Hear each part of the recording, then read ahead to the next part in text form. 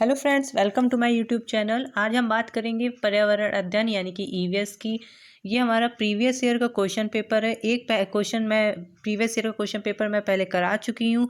ये मेरी दूसरी वीडियो प्रीवियस ईयर के क्वेश्चन पेपर की। तो ये दिया गया और डेट दी गई 6 फरवरी 2023 का पेपर है ये, और फर्स्ट शिफ्ट का प्राइमरी लेवल का 1 to 5 का। ठीक है, तो अब हम बात करते हैं क्वेश्चन की। यहाँ पे पहला क्वेश्चन है हमारा,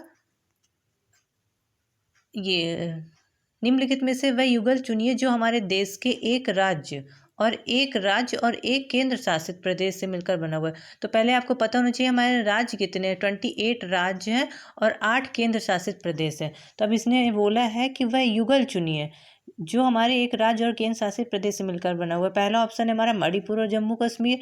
मणिपुर तो हमारा राज्य है, लेकिन जम्मू कश्मीर हमारा केंद्र शासित प्रदेश है। दूसरा ऑप्शन दिया गया हुआ है असम और उड़ीसा। असम और उड़ीसा दोनों ही हमारे राज्य हैं, इनमें दोनों में कोई केंद्र शासित प्रदेश नहीं है। तीसरा ऑप्शन दिया हुआ है उत्तराखंड और मेघालय। ये भी दोनों राज्य हैं, ये केंद्र शासित प्रदेश नहीं है। फिर डी है हमारा ऑप्शन तेलंगाना और अरुणाचल प्रदेश। ये दोनों भी हमारे केंद्र शासित प्रदेश नहीं है, ये राज्य हैं। तो इस तरह हमारा पहला ऑप्शन सही हो जाएगा, मणिपुर और जम्मू कश्मीर। जिसमें मणिपुर हमारा एक राज्य है और जो जम्मू कश्मीर है वो हमारा केंद्र शासित प्रदेश है। ठीक है, नीचे एक्सप्लेनेशन दिया हुआ है, ये देखिए, इसको आप लोग पढ़ लीजिएगा। ठीक है, बहुत ही इजी क्वेश्चन था। दूसरा ऑप्शन है हमारा, दूसरा क्वेश्चन है, भारत के 3 समुद्र तटवर्ती राज्य हैं जो समुद्र तटवर्ती राज्य हैं। ऑप्शन दिया हुआ है तेलंगाना, महाराष्ट्र, उड़ीसा। दूसरा है हमारा झारखंड, गुजरात, पश्चिम बंगाल। तीसरा है असम, उड़ीसा, कर्नाटक। एंड चौथा है हमारा त्रिपुरा, केरल एंड आंध्र प्रदेश। बच्चों इसमें बता देते हैं आपको, इसमें जो है पहले सबको इस क्वेश्चन पे बोनस अंक मिले हैं, यानी सबको सेम अंक मिले हैं इस क्वेश्चन को लेकर। ठीक है, तो हम आगे बढ़ते हैं इसमें। तीसरा क्वेश्चन है हमारा, ये मध्य प्रदेश के 3 निकटवर्ती राज्य बताइए जो मध्य प्रदेश के निकट लगते हैं। एक ऑप्शन दिया हुआ है, पहला गुजरात, महाराष्ट्र, छत्तीसगढ़। दूसरा ऑप्शन है उत्तर प्रदेश, राजस्थान, बिहार। फिर तीसरा ऑप्शन दिया हुआ है Gujarat, Uttar Pradesh, Telangana. And D option है राजस्थान, झारखंड एंड उड़ीसा। तो इसका फर्स्ट ऑप्शन हमारा सही होगा, ये गुजरात, महाराष्ट्र एंड छत्तीसगढ़। ठीक है, ये वाला इसका आंसर सही है, पहला ऑप्शन ही सही है इसका, गुजरात, महाराष्ट्र एंड छत्तीसगढ़, जो कि मध्य प्रदेश के 3 निकटवर्ती राज्य हैं। अब आगे बढ़ते हैं।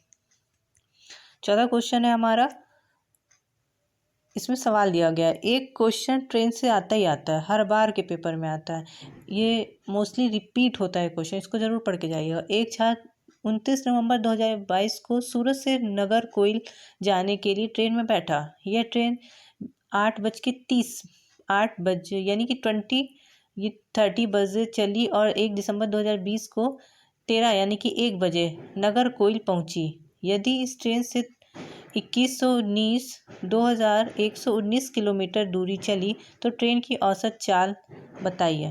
ठीक है, तो यहाँ ऑप्शन दिया गया है हमारा 51 किलोमीटर पर घंटे, 55 किलोमीटर पर घंटे और 53 किलोमीटर पर घंटे। चौथा है 54 किलोमीटर पर घंटे। तो यहाँ नीचे एक्सप्लेनेशन दिया हुआ है, आप इसको देख लीजिएगा और समझ लीजिएगा। ठीक है, इसी तरह हम आगे बढ़ते हैं। इसका ऑप्शन सी सही है, ऑप्शन इसका सी है। इसके अकॉर्डिंग टू ये एक्सप्लेनेशन के अकॉर्डिंग, प्रारंभ में 29 नवंबर 2022 सूरत से चलती 8:30 PM पर यानी कि इवनिंग में, और 1 दिसंबर 2022 नागरकोइल दोपहर 1 बजे यानी कि 13 है, यानी कि 1 बजेगा दोपहर के। इसको ये नीचे चाल बराबर दूरी बटे समय, ऑप्शन ये फॉर्मूला होता है। दूरी दी गई है हमारी ये 2119 किलोमीटर, ये रख दिया इनने, और समय दिया गया है 81, जो कि ये इनने यहाँ पे फॉर्मूला लगा के इसको सॉल्व किया है। तो इसका आंसर आया है 53 किलोमीटर पर आवर्स। तो इसका ऑप्शन 3 सही है। ठीक है, तो आप लोग समझ लीजिएगा, देख लीजिएगा इसको। आगे बढ़ते हैं। पांचवा क्वेश्चन है हमारा, आपका घर X और आपका विद्यालय Y पर स्थित है। फिर देखिएगा, आपका घर X और आपका विद्यालय Y पर स्थित है। 80 मीटर लंबा सुरंग मार्ग पार करते हैं और अंत में ठीक पूर्व दिशा में 200 मीटर चलकर अपने विद्यालय पहुंचते हैं। आपके विद्यालय के सापेक्ष आपका घर है, ये क्वेश्चन आया है हमारा, ये भी रिपीट होता है क्वेश्चन, इसको भी पढ़ के जाइएगा, डायरेक्शन से एक क्वेश्चन आता ज़रूर है। तो ये दिया गया है, देखिए नीचे एक्सप्लेन किया गया है, इसको समझ लीजिएगा, बहुत ही इजी क्वेश्चन आया था। इसके अकॉर्डिंग इसका डी ऑप्शन सही है, ठीक है, डी वाला फोर्थ देख लीजिएगा। आगे बढ़ते हैं इस तरह। हमारा छठवां क्वेश्चन है झूम खेती से रिलेटेड। झूम खेती तो आपका क्वेश्चन हर बार रिपीट होता है, जो मैंने पहला क्वेश्चन कराया था उसमें भी मैंने बोला था कि झूम खेती हर बार रिपीट होगा, और ये फिर झूम खेती फिर से क्वेश्चन दिया गया। नीचे दिए गए किस राज्य के पहाड़ों के जंगल में लोग झूम खेती के तरीकों को अपनाते हैं। ऑप्शन दिया गया है आपके पास झारखंड, मिजोरम, असम या छत्तीसगढ़, ठीक है। तो नीचे हमारे ये झूम खेती कहाँ पे होता है, झूम खेती हमारी मिजोरम में होती है। बहुत ही इजी क्वेश्चन है, हर बार रिपीट होता है, इसको पढ़ के ही जाइएगा, मिलेगा आपको ये रखा हुआ। चलिए आगे बढ़ते हैं। सातवां क्वेश्चन है हमारा, हमारे देश में पाए जाने वाले समान पक्षियों का वह युगल यानी कि जोड़ा चुनिए जिसकी दृष्टि श्रेष्ठ होती है, जो हमारी तुलना में वस्तु को 4 गुनी अधिक दूरी से इस पर देखता है। ये भी बहुत रिपीट क्वेश्चन है। बोल रहे हैं कि आपको टेंशन लेने की बिल्कुल ज़रूरत नहीं है, केवल आप 2023 के ही जितने शिफ्ट में क्वेश्चन प्रीवियस ईयर के पेपर हुए आप सारे सॉल्व कर दीजिए। इसमें आपके सब 120 प्लस तो कहीं गए ही नहीं। अगर आपने अच्छे से उसको बार बार रिवाइज कर लिया क्वेश्चन पेपर को प्रीवियस ईयर के 22 और 23, नहीं है टाइम आपके पास, आप केवल 23 के ही बहुत सारे 10-15 पेपर हैं उसको आप सॉल्व कर लीजिए। हर शिफ्ट के अलग अलग डेट में हुए थे, आपका पेपर निकल जाएगा बिना टेंशन के। बाकी मैं करा ही दूंगी, यूट्यूब चैनल से आप जुड़े रहिए, मैं आपको पेपर कराते सॉल्व करा दूंगी। तो इसका क्वेश्चन है हमारा, जो हमारी तुलना में वस्तुओं को 4 गुनी अधिक तेजी से देखते हैं। इसका यही है, डी ऑप्शन है, चील और बाज। इसका आंसर डी सही है, ठीक है। आगे बढ़ते हैं। आठवां क्वेश्चन है हमारा, मच्छरों द्वारा फैलने वाले 2 रोगों का समुच्चय चुनिए। ये भी मैंने जो पहला पेपर कराया ये भी क्वेश्चन रिपीट है, ये क्वेश्चन भी रिपीट है। मच्छर से क्या होता है, कभी कह देता है किस मच्छर से कौन सी बीमारी फैलती है, कभी बोल देता है इसकी दवा से, ये दवा कहाँ से आती है, जैसे सिनकोना की छाल से ये दवा प्राप्त होती है। इसी तरह के मलेरिया मच्छर से रिलेटेड ऑप्शन और क्वेश्चन ये पूछता है। तो चलिए आगे बढ़ते हैं। मच्छरों द्वारा होने और फैलने वाले 2 रोगों का समुच्चय चुनिए। ऑप्शन दिया है आपके पास हैजा और मियादी बुखार। हैजा कॉलरा तो आपका पानी से फैलता है, इसमें तो ये होगा नहीं। दूसरा कॉलरा और मलेरिया, कॉलरा हमारा उससे फैलता है, पानी से फैलता है, मलेरिया मच्छर से फैलता है। मियादी बुखार और मलेरिया, टाइफाइड, टाइफाइड भी पानी से फैलता है, गंदे पानी से, तो ये भी नहीं होगा। डेंगू और चिकनगुनिया, डेंगू एडीज एजिप्टाइल मच्छर से फैलता है और चिकनगुनिया भी हमारा एडीज एजिप्टाइल और क्यूलेक्स मच्छर से फैलता है। तो ऑप्शन हमारा डी सही होगा, ठीक है। तो इसका ऑप्शन डी होगा। नेक्स्ट क्वेश्चन है हमारा, दिल्ली राज्य क्षेत्र के मानचित्र के कोने में नीचे दिया गया पैमाना छापा। पैमाना 1 सेंटीमीटर पर 960 मीटर। यदि एक मानचित्र पर किसी 2 स्थलों की मापी गई दूरी 39.8 सेंटीमीटर है तो इन दोनों स्थलों के बीच की वास्तविक दूरी है। ऑप्शन दिया गया है 36 किलोमीटर, दूसरा है 37 किलोमीटर, तीसरा है 38 किलोमीटर्स एंड ऑप्शन 4 है हमारा 39 किलोमीटर। तो देखिए नीचे एक्सप्लेनेशन दिया हुआ है, आप लोग देख लीजिएगा, इसके अकॉर्डिंग आंसर सी सही है, ठीक है, 38 किलोमीटर। चलिए आगे बढ़ते हैं। नेक्स्ट क्वेश्चन 10वां क्वेश्चन है हमारा, पहाड़ी क्षेत्र की किसी लड़की के ने अपने राज्य के अधिकांश घरों के बारे में निम्नलिखित विवरण दिया।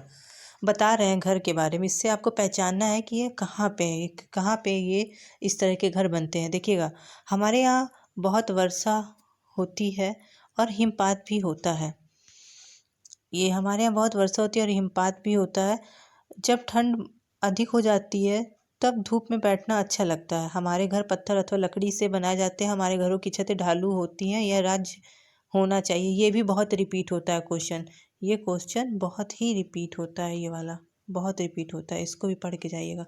ऑप्शन दिए हुए हैं हमारे, पहला है हिमाचल प्रदेश, दूसरा है असम, तीसरा है बिहार, चौथा है लद्दाख।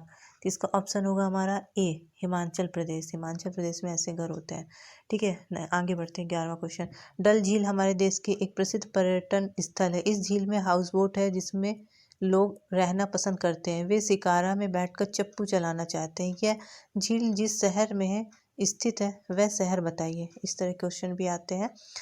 पहला है उदयपुर, दूसरा है जौनपुर, तीसरा है हैदराबाद, चौथा है श्रीनगर। ऑप्शन डी हमारा सही, श्रीनगर। ठीक है, देख लीजिएगा, ये ऑप्शन एक्सप्लेनेशन दिया हुआ है, इसको देखिएगा, समझिएगा। आगे नेक्स्ट क्वेश्चन 12वां। हम मच्छर प्रायः हमें परेशान करते हैं, अंधेरे में भी वे हमें ढूंढ सकते हैं। मच्छर, मलेरिया, डेंगू, चिकनगुनिया, इससे एक क्वेश्चन हर बार आता ही है। एक झूम खेती हो गई, एक मच्छर हो गया, एक सांप हो गया, सांप की डिश हो गई, एक डायरेक्शन हो गया। इससे आपका क्वेश्चन बना बनाया मिलेगा। मोस्ट ऑफ क्वेश्चन आपके रिपीट ही मिलेंगे आपको, देख लीजिएगा। मच्छर से रिलेटेड क्वेश्चन है। पहला ऑप्शन दिया गया है हमारे सांसों के कंपनों द्वारा, दूसरा है सांस द्वारा छोड़ी गई वायु की गर्मी से, तीसरा है सांस द्वारा छोड़ी गई वायु की गंध द्वारा, चौथा है पैरों के तलों की गंध और हमारे शरीर की गर्मी से। तो मच्छर प्राय हमें परेशान करते हैं, अंधेरे में भी वे हमें ढूंढ सकते हैं। इसका ऑप्शन होगा हमारा डी, पैरों के तलवों के गंध और हमारे शरीर की गर्मी से, हमारे शरीर की गर्मी से। ठीक है, ये नीचे एक्सप्लेनेशन दिया हुआ है बच्चों, आप लोग देख लीजिएगा ये पूरा, इसको आप पढ़ लेंगे तो और अच्छा ही है। नेक्स्ट क्वेश्चन है 13। नीचे दी गई पहेली को हल कीजिए। कूटी जाती पीसी जाती, भोजन तीखा खूब बनाती, खाने में ज़्यादा होने पर मुंह से निकले सीसी, आँख और नाक से निकले पानी, याद दिला दूं नानी, सोचो सोचो कौन हूँ मैं, जल्दी बोलो कौन हूँ मैं। इसका हल अब क्या है, क्या खाएंगे तो आपके मुंह से आँखों से पानी, नाक से पानी, सब पानी और तीखा लगता है। ऑप्शन दिया गया हल्दी, हल्दी तीखी होती नहीं, लौंग भी नहीं होती, इलायची भी नहीं तीखी होती, ना पानी निकलता उसको खाने से, तो रेड चिली। ऑप्शन डी, बिना पढ़े हुए भी बच्चा इसको लगा देगा। ठीक है, ऑप्शन डी लाल मिर्च। चलिए आगे बढ़ते हैं और नेक्स्ट क्वेश्चन है 14।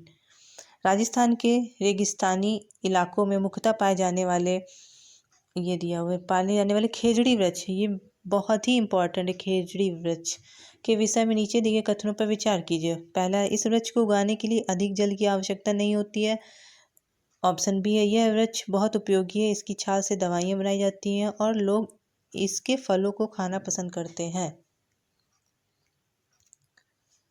नीचे दिया ऑप्शन सी है, इस वृक्ष की लकड़ी को शीघ्र ही कीड़ा लग जाता है, इमारती लकड़ी की भांति उपयोग नहीं किया जाता, यह छायादार वृक्ष नहीं है। ई है, इस क्षेत्र के जानवर इस वृक्ष की पत्तियों को खाना पसंद करते हैं। तो इसका ऑप्शन हमारा क्या होगा, इसका ऑप्शन है हमारा ए सही होगा, ए एंड बी। ए, इस वृक्ष को उगाने के लिए अधिक जल की आवश्यकता नहीं होती है, ये सही है हमारा। यह वृक्ष बहुत उपयोगी है, इसकी छाल से दवाइयाँ बनाई जाती हैं और लोग इसके फलों को खाना पसंद करते हैं। किसकी, खेजड़ी वृक्ष की विशेषता बताई जाती है, जो कि राजस्थान के रेगिस्तानी इलाकों में मुख्यतः पाया जाता है। इसी में ये भी पूछा जाता है खेजड़ी वृक्ष कहाँ पाया जाता है, तो ये भी क्वेश्चन बनता है, राजस्थान के रेगिस्तानी इलाके में। ठीक है, तो आगे बढ़ते हैं। इसका ऑप्शन हमारा ये दिया D, A B N E. E में क्या है, इस वृक्ष के जानवर, इस क्षेत्र के जानवर इस वृक्ष की पत्तियों को खाना पसंद करते हैं। ठीक है, नीचे एक्सप्लेनेशन दिया है, इसको पढ़ लीजिएगा, ये बहुत ही इंपॉर्टेंट क्वेश्चन है, बार बार रिपीट होता है ये। अभी तक जितने क्वेश्चन कराए हैं ना, 10 कितने करा दिए, 14 क्वेश्चन करा दिए, इसमें से 10 क्वेश्चन रिपीट हुए हैं और ये हर बार रिपीट ही होंगे। इसको पढ़ के जाइएगा, फंसेंगे क्वेश्चन आपके, टेंशन बिल्कुल मत लीजिएगा। केवल क्वेश्चन रिपीट होते हैं तो आप केवल प्रीवियस ईयर का क्वेश्चन पेपर सॉल्व करिए। सॉरी। नेक्स्ट हमारा 15। निम्नलिखित में से वह राज्य चुनिए जहाँ के लोग नारियल के तेल में पकी तली समुद्री मछली, बताइए मछली आ गया, फिर ये रिपीट हुआ क्वेश्चन। पहला ऑप्शन है गोवा, दूसरा है तेलंगाना, तीसरा है छत्तीसगढ़, चौथा है झारखंड। तो तली भुनी समुद्री मछली कहाँ, नारियल के तेल में पकी तली, एक आता है सरसों के तेल में पकी तली, ये नारियल के तेल में पकी तली, तो इसका ऑप्शन गोवा होगा। ठीक है, चलिए आगे बढ़ते हैं। पर्यावरण अध्ययन ज़्यादा प्रभावशाली होगा यदि शिक्षक, ऑप्शन ए है, विषय में पारंगत होगा, ऑप्शन बी है, शिक्षक ने उद्देश्य पाठ के प्रारंभ में ही बता दिए हैं, ऑप्शन 3 है, विभिन्न अर्थपूर्ण और महत्वपूर्ण सीखने के संसाधनों का प्रयोग करता है करती है, ऑप्शन डी है, विषय पूरा करने पर घर के लिए दत्त कार्य देता या देती है। तो इसका ऑप्शन पहला तो नहीं होगा। विषय में परंपरागत होगा होगी इससे कोई लेना मतलब नहीं होता है। पर्यावरण अध्ययन पर ज़्यादातर प्रभावशाली होगा यदि शिक्षक, ऑप्शन सी सही है इसका। विभिन्न अर्थपूर्ण और महत्वपूर्ण सीखने के साधनों का प्रयोग करता है, यानी कि uses various meaningful and relevant learning resources. ठीक है, तो इसका ऑप्शन सी सही होगा, देख लीजिएगा। नेक्स्ट क्वेश्चन है हमारा 17 क्वेश्चन पढ़ते हैं। पर्यावरण अध्ययन को एकीकृत करने की आवश्यकता क्यों है? ऑप्शन दिया हुआ आपका क्योंकि बच्चा खंडित बातों के बजाय संपूर्णता में बातों को आसानी समझता है। ऑप्शन बी है क्योंकि बच्चा अमूर्त बातों से अपने अनुभव जोड़ पाता है। ऑप्शन 3 है क्योंकि बच्चा संपूर्णता में बातों को आसानी से रट सकता है। रटना तो बिल्कुल निगेटिव वर्ड है, टैग वर्ड है, ये निगेटिव है रटना। ठीक है। ऑप्शन डी है क्योंकि बच्चा खंडित बातों को आसानी से समझ कर सार्थक समझ विकसित कर पाता है। तो इसका ऑप्शन ए सही है। ठीक है, क्योंकि बच्चा खंडित बातों के बजाय संपूर्णता में बातों को आसानी से समझता है। Because a child learn in whole rather than in parts. ठीक है, आगे बढ़ते हैं। 18 क्वेश्चन 18 है हमारा, निम्नलिखित तकनीकों में से रेटिंग स्केल में कौन सी तकनीक का उपयोग होता है? ऑप्शन दिया गया है असाइनमेंट, ऑप्शन बी है चेकलिस्ट, ऑप्शन सी है ऑब्जर्वेशन, ऑप्शन डी है रिटन क्वेश्चंस। तो जब बच्चा ऑब्जर्व करता है तब ज़्यादा अच्छे से सीखता है, तो इसका ऑप्शन सी सही होगा, ऑब्जर्वेशन। जब आप ऑब्जर्व करें किसी चीज़ को तो उससे जल्दी अच्छे से चीज़ें आपको सीखेंगे, तो ऑप्शन सी सही है। ठीक है, आगे बढ़ते हैं। क्वेश्चन नंबर 19, निम्नलिखित में से कौन पर्यावरण अध्ययन में सीखने का रचनात्मक आकलन का साधन नहीं है? ऑप्शन दिया गया वार्षिक उपलब्धि परीक्षण, दूसरा व्याख्यान अभिलेख, तीसरा पोर्टफोलियो, चौथा है रेटिंग स्केल। तो इसका ऑप्शन पढ़ते हैं आगे। ऑप्शन है इसका पहला वार्षिक उपलब्धि परीक्षण। निम्नलिखित में से कौन पर्यावरण अध्ययन में सीखने का रचनात्मक आकलन का साधन नहीं है? नहीं है पूछा है बच्चों, नहीं है, तो नहीं है में यही है वार्षिक उपलब्धि परीक्षण। ठीक है, आगे बढ़ते हैं। क्वेश्चन है 20, पर्यावरण अध्ययन में निम्नलिखित में पर्यावरण अध्ययन में मानचित्र पढ़ना एक आवश्यक कौशल विकसित करता है, वह कौशल है। ऑप्शन ए है ग्लोब का मापन और रेखाओं की स्थिति का उपयोग करने का कौशल, ऑप्शन बी है उत्कृष्ट ड्राइंग और पेंटिंग कौशल, ऑप्शन सी है अर्थपूर्ण कौशल निर्माण के लिए उत्कृष्ट संचार कौशल। इसको इंग्लिश में पढ़िएगा, आपको ज़्यादा समझ में आएगा। Good communication skills to develop meaningful skills. Option D है understanding place distance and direction in relation to each other, स्थान, दूरी और दिशाओं की सापेक्ष स्थिति को समझने का कौशल। तो इसका ऑप्शन क्या होगा बताइए? इसका ऑप्शन आंसर डी सही होगा, स्थान, दूरी और दिशाओं की सापेक्ष स्थिति को समझने का कौशल है हमारा। पर्यावरण अध्ययन में मानचित्र पढ़ना एक आवश्यक कौशल विकसित करता है। ठीक है, आगे बढ़ते हैं। क्वेश्चन नंबर है हमारा 21, एक शिक्षक डूबा क्या तैरा पानी में से संबंधित एक प्रयोग का संचालन करता है? विद्यार्थियों में निम्नलिखित में से कौन सी प्रक्रिया कौशल का विकास होगा? ऑप्शन है ऑब्जर्वेशन, ऑप्शन बी है रिकॉग्निशन पहचानना अवलोकन करना, ऑप्शन सी है पानी के प्रति संवेदना, ऑप्शन डी है अंडरस्टैंडिंग यानी कि समझ। तो इसका ऑप्शन हमारा हो जाएगा जब बच्चा टीचर बताता है, इसमें कहा गया कि एक टीचर है क्या डूबा क्या तैरा पानी से संबंधित एक प्रयोग कर रहा है तो बच्चा ऑब्जर्व करेगा, तो इसका सही आंसर होगा हमारा ए नंबर, ऑब्जर्वेशन। ठीक है, चलिए आगे बढ़ते हैं। एक भी क्वेश्चन बच्चों मत छोड़ना, क्योंकि अगर आपको सही में 100+ लाना है तो आपको प्रीवियस ईयर के क्वेश्चन प्रैक्टिस करने ही पड़ेंगे, और प्रीवियस ईयर के क्वेश्चन प्रैक्टिस करेंगे तो आपके मोस्ट ऑफ क्वेश्चन रिपीट होंगे। तो प्लीज़ आपसे रिक्वेस्ट है, आपके अच्छे नंबर आए, 100+ आए, आप इन प्रीवियस ईयर के क्वेश्चन पेपर को ज़रूर पढ़ के जाइएगा, बाकी आपकी मर्जी। नेक्स्ट क्वेश्चन है 22, पर्यावरण अध्ययन के शिक्षण में प्रक्रिया कौशल को प्रोत्साहित करना चाहिए जो कि पूछताछ आधारित प्रायोगिक अधिगम का मूल है। निम्नलिखित में से कौन एक प्रक्रिया कौशल नहीं है? ऑप्शन दिए हमारे पास ऑब्जर्विंग यानी कि अवलोकन, दूसरा है निष्कर्ष निकालना, तीसरा है निर्धारित करना, चौथा है पूर्वानुमान करना। तो इसका आंसर होगा हमारा निर्धारित करना। डिटरमाइनिंग, ठीक है, निर्धारित करना। ऑप्शन सी हमारा सही होगा। नेक्स्ट क्वेश्चन बढ़ते हैं। 23 क्वेश्चन है, ईवीएस का एक शिक्षाप्रद क्रियाकलाप होना चाहिए। An educational activity for EVS should, option दिए हुए हैं आपके। ऑप्शन ए है be real life based and enjoyable for students, यानी कि वास्तविक जीवन पर आधारित और विद्यार्थियों के लिए आनंद है। बस यही होगा बच्चों, अगर रियल लाइफ से जोड़ा गया है ना किसी चीज़ को तो उसका आंसर वही सही होगा। और यहाँ पे दिया गया है बी किसी भी समयावधि का। तीसरा प्रकृति से केवल शिक्षक अभिमुख। चौथा है केवल पाठ्य पुस्तक की दी गई सामग्री पर केंद्रित। ये तो बिल्कुल नहीं, निगेटिव वर्ड है। ऑप्शन ए सही होगा हमारा, ठीक है, वास्तविक जीवन पर आधारित और विद्यार्थियों के लिए आनंददायक। चलिए आगे बढ़ते हैं। 23 क्वेश्चन हमारे हो गए हैं। 24वां है हमारा, क्रियाकलाप आधारित अधिगम के अभ्यास में सम्मिलित निम्नलिखित चरणों को सही क्रम में व्यवस्थित कीजिए। इसको आपको ये ऑप्शन दिए हुए हैं यहाँ पे। क्रियाकलाप का संचालन करना यानी कि कंडक्टिंग द एक्टिविटी, रिवाइजिंग यानी कि दोहराना। ऑप्शन सी है प्लानिंग करना। ऑप्शन डी है रिफ्लेक्टिंग ऑन द प्रोसेस, प्रक्रम पर विचार करना। सही क्रम का चयन करना, इसमें आपको सही क्रम का चयन करना है कि कौन पहले आएगा, इसको सीक्वेंस में लगाना है, ठीक है। तो पहले आएगा इसमें, पहले आप किसी भी चीज़ की प्लानिंग करते हैं, पहले प्लानिंग करेंगे, इसके बाद हम कंडक्टिंग द एक्टिविटी। जब हम प्लानिंग कर लेंगे फिर हम एक्टिविटी कंडक्ट करेंगे। ये प्लानिंग करना, फिर एक्टिविटी कंडक्ट करना, फिर हमारा रिफ्लेक्टिंग ऑन द प्रोसेस, फिर प्रक्रिया करना, उस पर विचार करना, प्रक्रम पर विचार करना, फिर ऑप्शन है हमारा उसको दोहराना। तो इसके हिसाब से ये बी वाला सही होगा, ये बी वाला, ठीक है, ये बी वाला ऑप्शन सही होगा। ये देख लीजिएगा। आगे बढ़ते हैं 25 क्वेश्चन में। ये दिया हुआ है यहाँ पे, एक्सप्लेनेशन दिया हुआ है, आप लोग देख लीजिएगा। ये देखिए, मैं PDF डाल दूंगी, आप चेक कर लीजिएगा। 25 क्वेश्चन है, ईवीएस पाठ्यक्रम का आधार वाक्य है। ऑप्शन दिए गए हैं रचनावाद,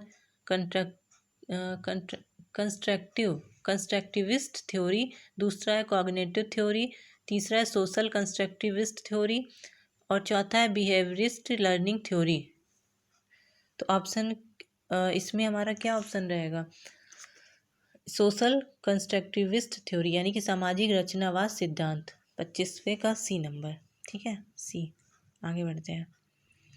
project method in the teaching learning of EVS is useful because, option दिया हुआ है आपके। क्वेश्चन है ईवीएस के शिक्षण अधिगम में प्रयोजना प्रक्रम लाभकारी है क्योंकि। ऑप्शन दिया है यह शिक्षक को एक मार्गदर्शक और सुगमकर्ता बनाता है। दूसरा है इसे विविध संसाधनों की आवश्यकता होती है। तीसरा है बच्चे प्रयोजना के करने वाले भाग और क्रिया के भाग से अभिभूत हो जाते हैं। चौथा है यह कार्यानुभव एवं अभिसारी चिंतन के अवसर प्रदान करता है। तो इसका सही आंसर क्या होगा बताइए सब लोग, नीचे कमेंट बॉक्स में कमेंट करिएगा अपने जो भी आंसर हो, ठीक है। तो इसका ऑप्शन डी होगा, यह कार्यानुभव एवं अभिसारी चिंतन के अवसर प्रदान करता है। ये भी बहुत पूछा जाता है, अभिसारी चिंतन और अपसारी चिंतन, ठीक है। It provides an opportunity for work experience and divergent thinking, इसका ऑप्शन यही रहेगा, डी नंबर। चलिए आगे बढ़ते हैं 27 क्वेश्चन में। 27 क्वेश्चन है समस्या समाधान से सम्मिलित निहित चरणों को सही क्रम में व्यवस्थित करना है, इसको वैसे ही सेट करना है, ठीक है। ऑप्शन दिया गया समस्या को परिभाषित कीजिए, क्रिया के लिए संभावित योजना पर चर्चा कीजिए, आगे दिया हुआ है। तीसरा है परिणाम का मूल्यांकन कीजिए। चौथा समस्या का विश्लेषण करिए। तो इसका आंसर होगा ए नंबर, ठीक है। ये दिया गया एक्सप्लेनेशन, देखिए पहले समस्या को परिभाषित करना है, फिर समस्या का विश्लेषण करना है, फिर क्रिया के लिए संभावित योजना पर चर्चा करना है, फिर परिणाम का मूल्यांकन करना है। इसको पढ़ लीजिएगा। आगे बढ़ते हैं 28 क्वेश्चन में।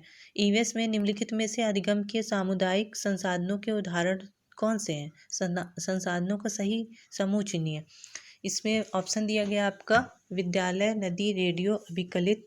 ऑप्शन बी है बढ़ई, दुकानदार, शिक्षक, माता पिता। ऑप्शन सी है विश्वविद्यालय, अपशिष्ट सामग्री, माता पिता, ऑफिस।